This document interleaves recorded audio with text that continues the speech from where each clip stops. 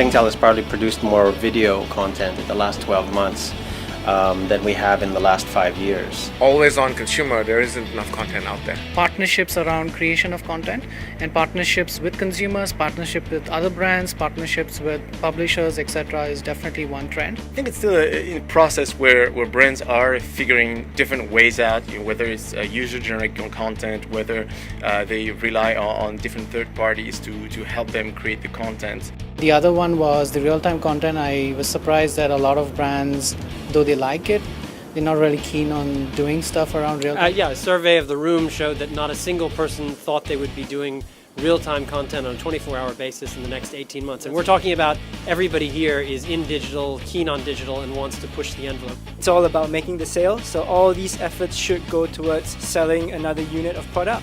So if we can somehow identify areas where social media did influence a purchase decision, then yes, we definitely say, yeah, we played a significant part. For my own learning, I think there are many aspects of social media that I think are still unanswered. I mean, I think ROI, I think definitely is a very important. ROI was a big part of the discussion. It's a very big part of the discussion, but I think in the context, I think ROI, I think needs to be looked from an integrated point of view, not just likes or shares. I think that's a very narrow way of measuring. A lot of the focus is on measuring fans, measuring the superficial aspects of it for now.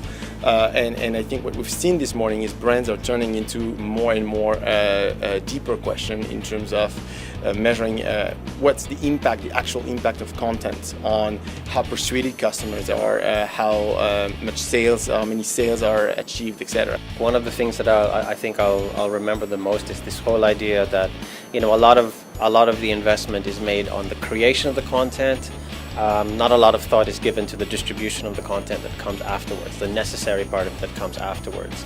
I mean, I think it's a very naive notion that if you create good content, it will go viral as if that's just something that's going to happen. I feel that the media landscape is going to actually move into content distribution, where it's not only paid but earned, and the content distribution becomes the scope of the media agencies today. I do feel that instant messaging platforms like Line, KakaoTalk, WeChat, Snapchat, these are definitely challenging the big networks right now, and in some markets they are even better. Insights, or there needs to be a little more thinking about how you involve bloggers, how you involve people who already have a strong presence and rely on them to leverage your online presence. First of all, buy-in from management. People need to understand what social media can do for them and how it helps drive business. So that's something that I'll probably take away and then start speaking to the key stakeholders. I think the senior management issues, I think that's something we've known for a while. I think Jamshed's view in terms of using old school language to help his seniors understand what he's doing, I think is very interesting.